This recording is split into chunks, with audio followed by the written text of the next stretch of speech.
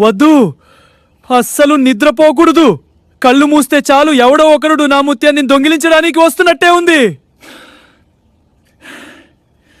ఒక చిన్న ముత్యం వల్ల ఈ కాకికి ఎందుకు ఇంత భయం పట్టుకుంది? అసలేం జరిగిందంటే, కొద్ది రోజుల క్రితం వరకు ఈ కాకి అడవిలో చాలా హాయిగా స్వేచ్ఛగా ఎగిరేది. కాని ఒకరోజు దానికి నేలమీద ఒక మెరిసే పెద్ద ముత్యం దొరికింది. ఆ ముత్యాన్ని తెచ్చి తన గూట్లో దాచుకుంది. కాని ఆ క్షణం నుంచి దాని మనశ్శాంతి పోయింది. దొంగల భయంతో ఆహారం కోసం బయటకు వెళ్లడం మానేసింది. స్నేహితులను చూసినా అనుమానించడం మొదలుపెట్టింది. ఆకలేస్తోంది, కాని బయటకు వెళ్తే నా ముత్యం పోతుంది. ఛీ, ఈ ముత్యం నా మనసంతా తెలియని భయాన్ని నింపేసింది. చివరకు కాకికి ఒక విషయం అర్థమైంది. వస్తువుల మీద ఆశ పెరిగితే ఉన్న సంతోషం కూడా దూరమవుతుందని తెలుసుకుంది.